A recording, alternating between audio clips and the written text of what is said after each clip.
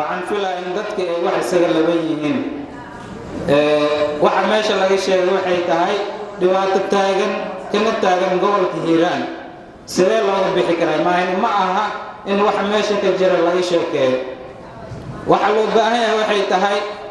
lacagta shilin Soomaaliga ee la isticmaalo Hiiraan lagama isticmaalo sidee looga baxaa arintaas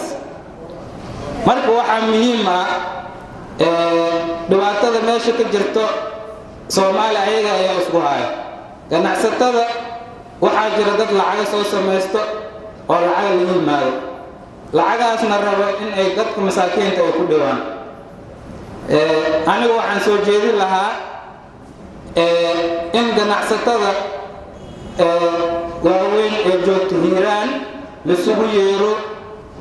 loo sheego in ummadan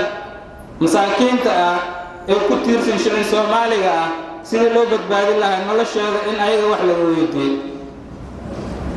hadda loo maar waaya taan waxaan dhihi lahaa nin in baxa $100 dukaan geesto kuma adeeganay in laga joojiyo adeega EFC balaaska waxa dadka dhibku ku haayo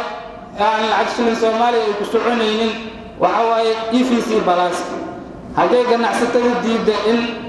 shilin Soomaaliga rasmiga ah la qaato in laga joojiyo systemka EFC balaaska markaas ha arkaan in socdo $100 keen wax ka gadanay ma arkaan waxay qasbanaanay inay qaataan lacagta shilin Soomaaliga marka waxaan dhihi lahaa